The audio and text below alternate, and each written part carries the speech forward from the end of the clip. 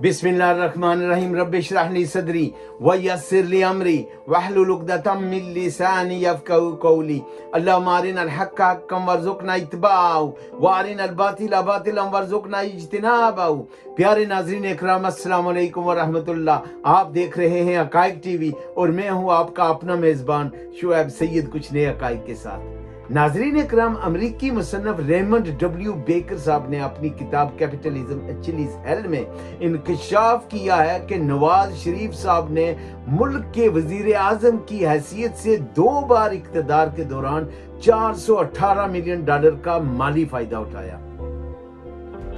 यह किताब मियां मोहम्मद नवाज शरीफ साहब समेत तारीख के सबसे ज्यादा तसल्लुत रखने वाली सियासी खानदानों की बदअनवानियों और उनकी जायदादें और बेताशा दौलत जमा करने के बारे में है।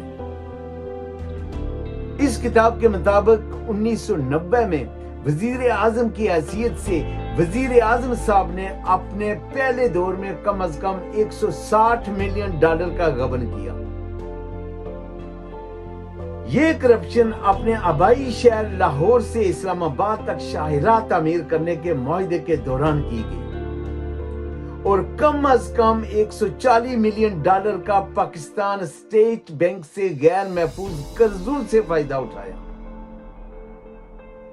नवाज शरीफ साहब और उनके कारोबारी साथियों के जेरे इंतजाम मिलों के जरिए बरामद की जाने वाली चीनी पर सरकारी छूट से $60 मिलियन से ज्यादा माल कमाया। कम अज कम $58 मिलियन अमेरिका और कनाडा से दरामदी गंदम की अदायगी की कीमतों से कमाया। नवाज शरीफ साहब ने वॉशिंगटन में अपने एक करीबी साथी की निजी कंपनी से इनवॉइसेस बनवाकर गंदम की कीमतें खरीद ज्यादा दिखाकर लाखों डॉलर कमाए। किताब के जायजे में यह भी कहा गया है कि इस बदअनवानी की हद और वुसअत इतनी हैरत अंगेज है कि इसने मुल्क की सालमियत को दांव पर लगा दिया है। नवाज शरीफ साहब के दौर में बगैर मुआवजा बैंक कर्ज और बड़े पैमाने पर टैक्स चोरी दौलतमंद होने के लिए पसंदीदा रास्ता बनी रही। भुट्टो साहब की तरह नवाज शरीफ साहब ने भी अपनी ऑफशोर कंपनियों को ब्रिटिश वर्जिन आइलैंड्स में नेस्कोल, नेल्सन और शमरू के नाम से रजिस्टर करवाया। ये कंपनियां मुख्तलिफ औकात में शरीफ खानदान के जेरे कब्जा रहीं, जिन्हें लंदन पार्क लेन पर 4 अजीम शान फ्लैटों की खरीदारी में आसानी के लिए इस्तेमाल किया गया।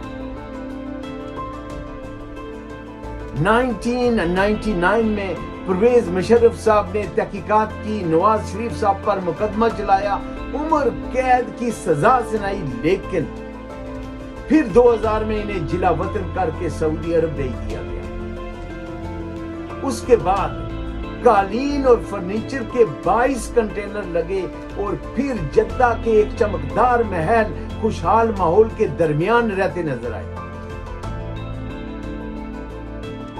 2018 में नून लीग की हुकूमत खत्म हुई तो पाकिस्तान माशी बदहाली और दिवालियापन के दहाने पर खड़ा था और नून लीग के इकोनॉमिक हिटमैन इसहाक डार साहब अपनी हुकूमत के दौर में ही इस मुल्क से भाग चुके थे, क्योंकि वो इसी काम से आए थे कि कैसे पाकिस्तान की मैशियत का जनाजा निकालना है। आप जरा दिल थाम कर ये हकायक सुने।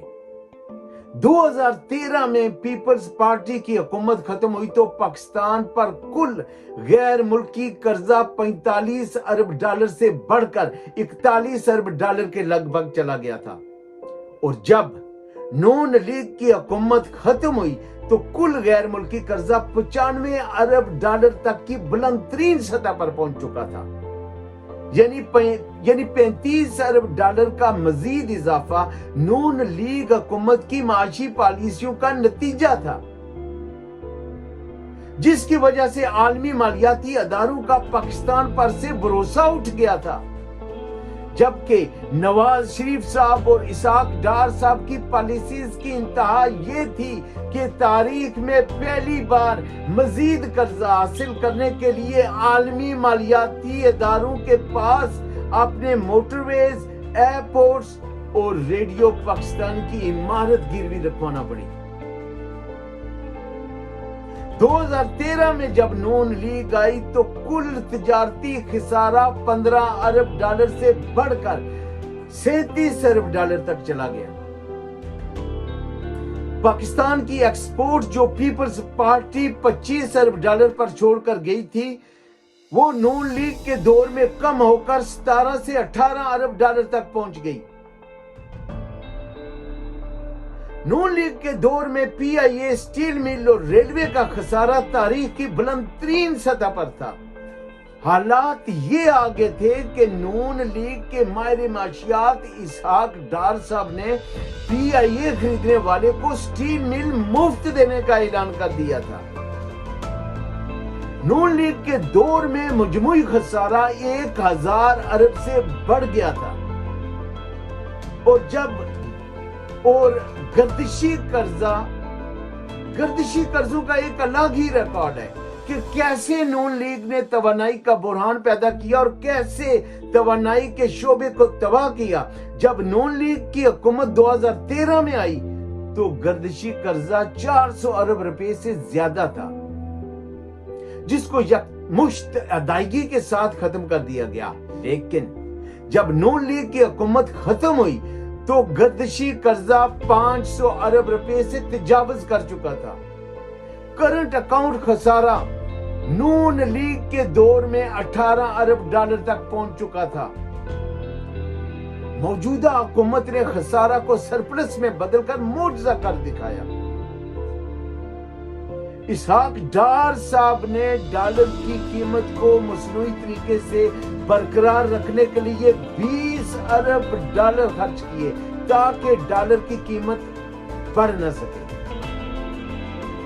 جبکہ دنیا بھر میں ترقی یافتہ ممالک ڈالر کی قدر کو روکتے نہیں بلکہ مارکیٹ طے کرتی ہے کہ ڈالر کی قدر کیا ہوگی۔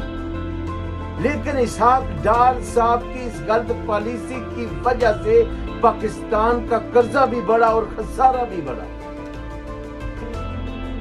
نواز شریف صاحب کے دور میں عالمی منڈی میں تیل کم ترین قیمت پر دستیاب رہا، لیکن اس کا ذرا سا فائدہ بھی عوام تک نہیں پہنچنے دیا گیا، اور ان 5 سالوں میں اشیاء ضرورت کی قیمتیں جس طرح بڑھی اس پر الگ سے ویڈیو بنائی جا سکتی ہے۔ جبکہ تاریخ میں پہلی بار پاکستان میں زرعی پیداوار میں اضافے کے بجائے کمی ہوئی، اور پہلی بار کسانوں نے پارلیمنٹ ہاؤس کے سامنے احتجاج کیا اور ڈنڈے بھی کھائے۔ ناظرین اکرام، ملک کا سربراہ جب کرپشن کرتا ہے تو پورا ملک کرپشن میں ملوث ہو جاتا ہے۔ پاکستان کے ہر شعبے کی سرگرمیوں پر کرپشن کا جن راج کر رہا ہے۔ آج پاکستان کی حالت ہم سب کے سامنے ہے۔ غیر منصفانہ طرز عمل اس قدر پھیل چکا ہے کہ ہر آدمی اپنی استطاعت کے مطابق کرپشن کر رہا ہے۔ کوئی بھی کام جو غیر منصفانہ طریقے سے کیا جائے وہ بدعنوانی اور کرپشن کے زمرے میں آتا ہے۔ انسانی معاشرے میں جہاں کوئی بھی عمل غیر منصفانہ طریقے سے کیا جاتا ہے وہاں کرپشن ایک لعنت بن جاتی ہے۔ یہ ایسا عمل ہے کہ معاشرے کے تانے بانے کو کھا جاتا ہے۔ بدعنوانی اپنے وسیع معنوں میں ہر دور میں موجود رہی ہے، صرف ڈگری کا فرق رہا ہے۔ اگر ملک یا محکمے کا سربراہ انصاف نہیں کرے گا تو پورا ملک یا محکمہ بدعنوانی اور کرپشن میں ملوث ہوگا۔ طاقت انسان کو بگاڑ دیتی ہے۔ جب بھی انسان اپنی طاقت کا غلط استعمال کرے گا اور ناجائز طریقے سے دوسروں کی ضرورت پوری کرے گا یا کوئی فائدہ پہنچائے گا، جب تک یہ فائدہ سماجی قوانین اور اخلاقی ضابطوں کی حدود قیود میں ہے، سب ٹھیک ہے، اس سے آگے یہ کرپشن بن جاتی ہے جو چاپلوسی سے پروان چڑھتی ہے۔ ملک میں کوئی ایسا محکمہ نہیں جہاں کرپشن کا راج نہیں ہے۔ ملک کی ترقی، خوشحالی اور خود انحصاری کا ہدف حاصل کرنے کے لیے ضروری ہے کہ ہم میں سے ہر ایک اپنے اپنے حصے کا کام کرے اور برائی کو طاقت سے روکے۔ اگر طاقت نہیں تو زبان سے روکے، اور اگر زبان سے روکنے کی بھی ہمت نہیں تو کم از کم دل میں برا جانے، برائی، بدعنوانی اور کرپشن کے خلاف اپنی استطاعت کے مطابق ہر ممکن کوشش کرے۔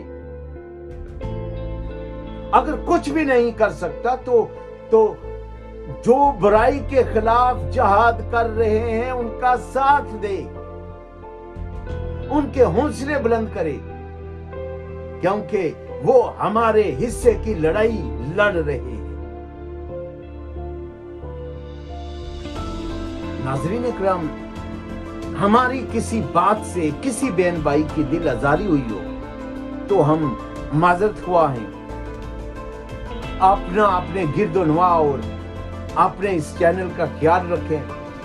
جن ناظرین نے ابھی تک چینل سبسکرائب نہیں کیا وہ سبسکرائب کر لیں اور بیل آئیکن کو دبا دیں تاکہ ہر نئی آنے والی ویڈیو آپ تک بر وقت پہنچ سکے اور ہم سب کا رابطہ بحال رہے۔ خوش رہیں، شاد رہیں، آباد رہیں، محبتیں اور خوشیاں بانٹتے رہیں۔ مجھے، میری ٹیم اور اقرا پروڈکشن کو اگلے ویلاگ تک کے لیے دیجیے اجازت۔ پاک فوج زندہ باد، پاکستان پائندہ باد۔ اللہ نگہبان۔